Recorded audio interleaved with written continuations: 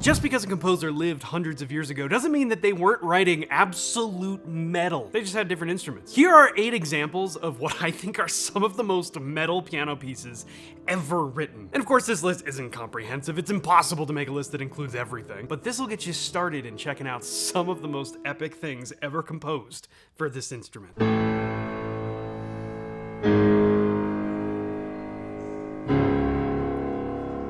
To kick it off, we have the C-sharp minor prelude by Rachmaninoff. Now, I just did a video on this, so I'm not going to spend much time on this one, but I just think this is one of the most epic pieces ever written. And as we talked about in that video, it gets into some insane things like an entire 2 grand staves needed in order to tell you how to just play these massive chords that go on once we get into the ending sections. Not to mention the absolutely crazy writing in the middle where we have to play things like, cue the last video because I just tried this 8 times and I couldn't get it right.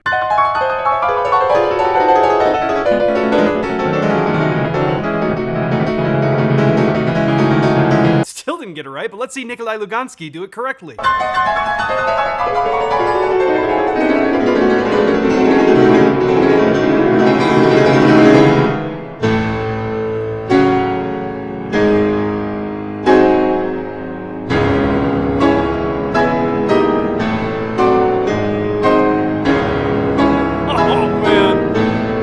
This is absolutely one of the bangers of all time. Moving right along though, I want to move to a Ravel piece that might be somewhat unexpected for this list, but this is a piece I discovered when I was a kid and it always blew my mind. And it is one of those things where it's like, one day I'm gonna learn it.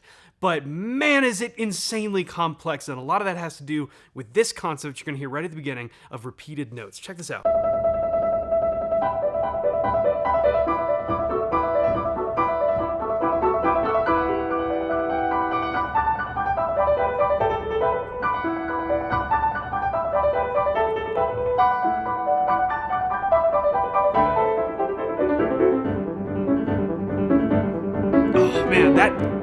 By the way, this is performance by Kim Bernard is literally insane. I mean, you want to talk about perfection. This is wild.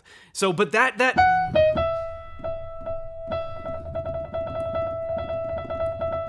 so hard to do, you know? And it's one of those things where it's like, you got to learn the proper technique to really nail that. You play one with your left hand, and then the next 3 are with individual fingers on your right hand.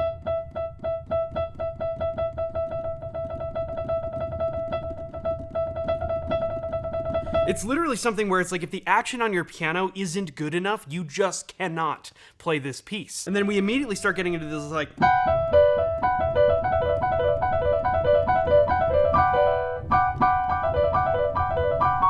Oh man, it's the harmony in this Ravel piece. I might have to do a breakdown on this one day because the harmony is absolutely incredible. And I love when we get into like the main sort of, after the intro, if you will, we get into this section that just to me feels like it's so drivey. It's not quite metal yet, but it is so just like something's building.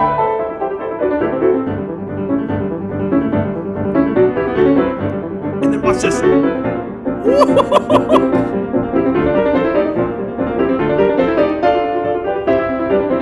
So this one keeps building and building and building, but one of the things I really love about this, and one of the reasons I think it belongs on this list, is because of the way this thing ends.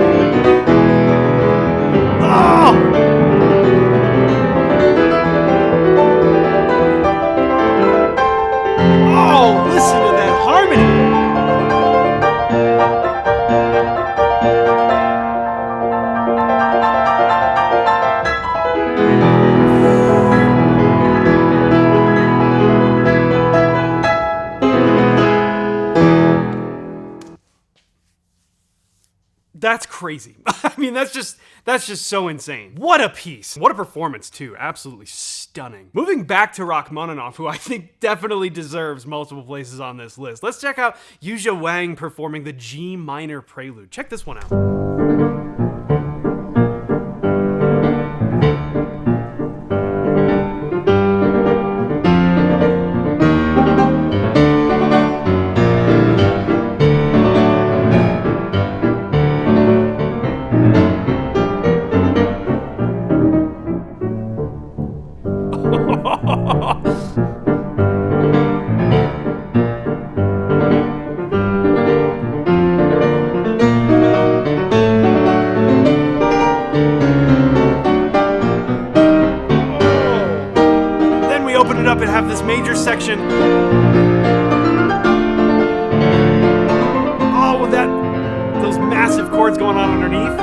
and then we top the whole thing out with this. Check this out.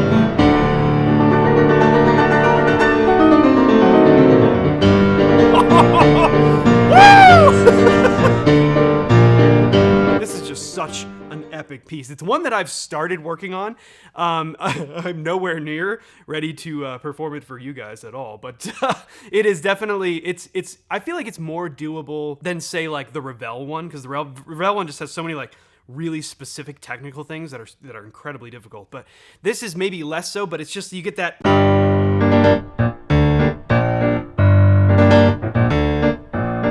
Which is not correct, but that's like the vibe, right? And you just have these like massive chords going on all the time. And I don't know, this one just is so epic.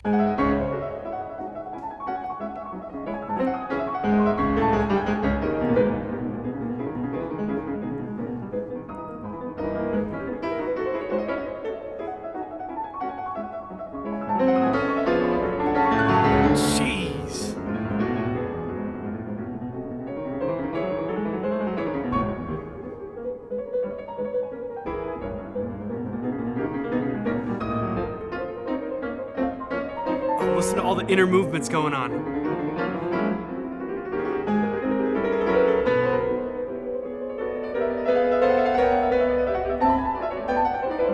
That's crazy. I mean, just look at the music for that. Like, that's so wild. You know, it's pieces like this where, like, sometimes you look at it and you go, it's a string of 16th notes, and you're not considering some of the movements that are going on in the hand. Like, maybe sometimes you're playing like a, and then in the same hand you got to go,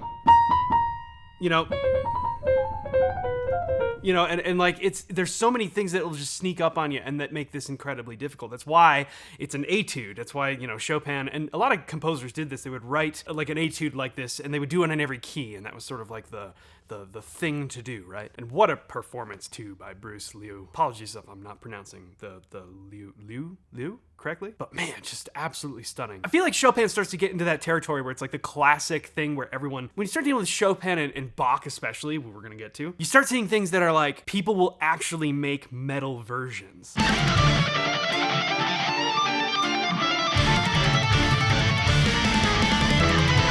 I love it.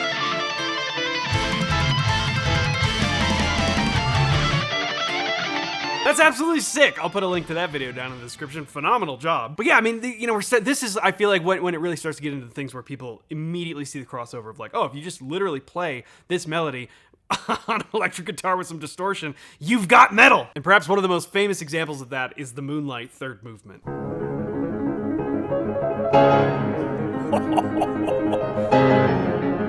Oh, the dynamic control here.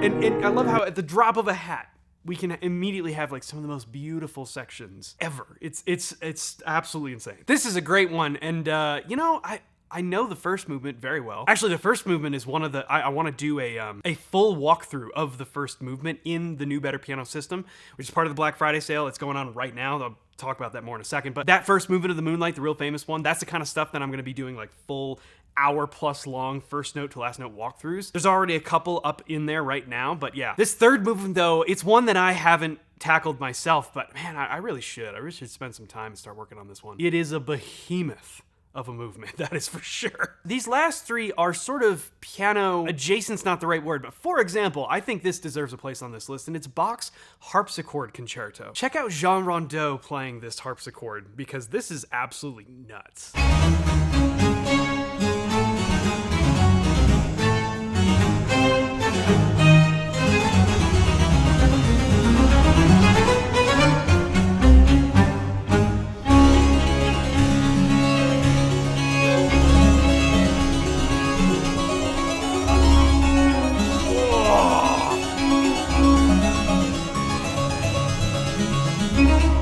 I feel like like strings like this when they play those, like, there's a term for it, I'm not familiar with it, but the real short, like, chugging notes, that's like the original gent, kind of, isn't it? The harpsichord is a fantastically bizarre instrument to us, especially as pianists, because it's not striking. It's not the same thing as a piano action with hammers hitting a string. It plucks the string, which is also why it doesn't matter how hard you hit it, it doesn't change the volume of the sound. So you can actually see here that Jean Rondeau's technique, different than playing the piano. Yeah, it's less about, you know, getting the volume and controlling the dynamics, and more about pressing the right key at the right time.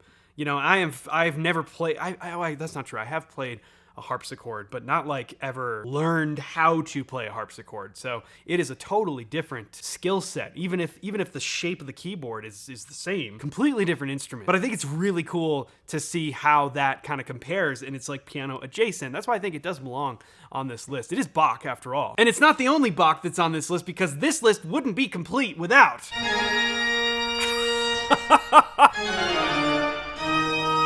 Oh man, the organ is such a nuts instrument. Look at this.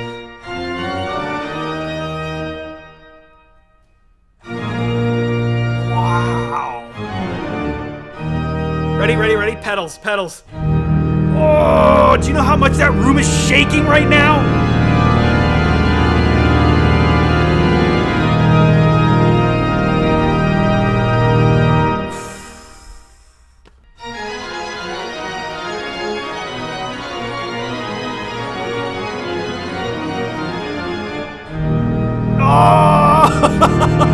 Do it again!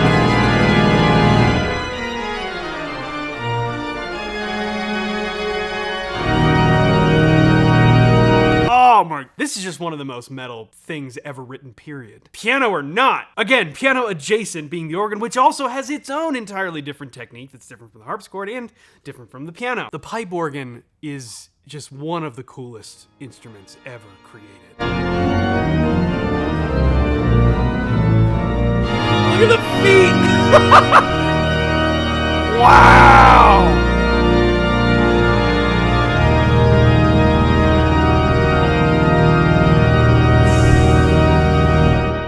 Come on.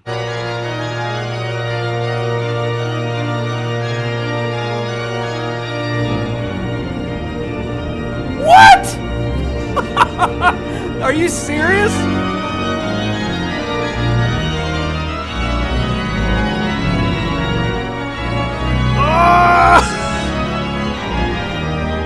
No wonder Hans Zimmer wanted to use the organ in the Interstellar soundtrack. It's just, it is such a powerful instrument. It's got to be like one of the most powerful instruments in the world. They're some of the largest instruments in the world. I mean, they can take up entire cathedrals. Absolute insanity. But to top this list off, I want to cover something that was new to me.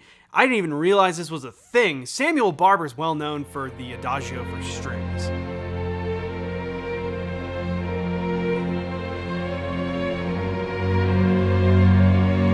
But I was much less familiar with this.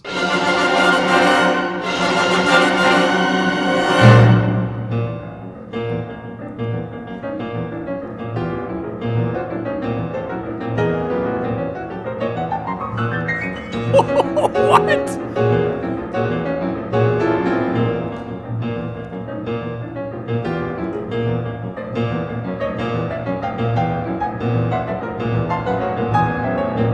One thing I love about this, and one of the reasons that to me my brain immediately just goes to like modern like prog metal, is this whole thing is in 5/8. It's divided into this like 1 2 3 4 5 1 2 3 4 5 1 boom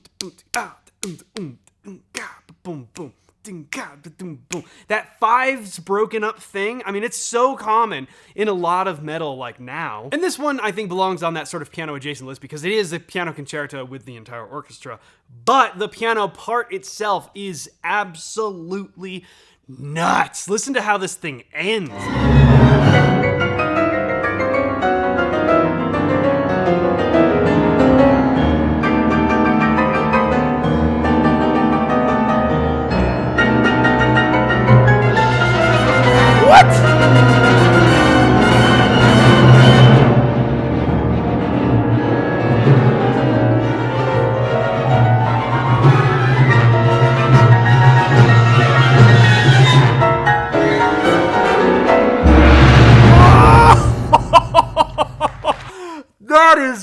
just absolutely wild. Absolutely insane. If you've ever felt like you needed to headbang to classical piano, I mean, there are plenty of options because, like I said at the beginning, I mean, these composers, they were kind of the same in a lot of ways as metalheads today. They just had different instruments. You know, for me personally, some of these I play, some of these I want to play, some of these I look at and I go, I don't know if I'll ever be able to do that. And if you feel like that with a lot of this stuff and you just want to get started, that's what the Better Piano System is all about. By the way, Black Friday going on right now, just for a couple more days. It's over $600 worth of my course material available for 99 bucks. We're doing access to the brand new Better Piano System, but this year you're also gonna get 3 free bonuses. You're gonna get 2 entire additional courses, my Intro to Improvisation course, my Making Sense of Modes course, and then I'm also gonna throw in my ebook, Jazz Piano Improv Volume 1, which is 50 improvised courses for you to learn from over 10 of the most popular jazz standards.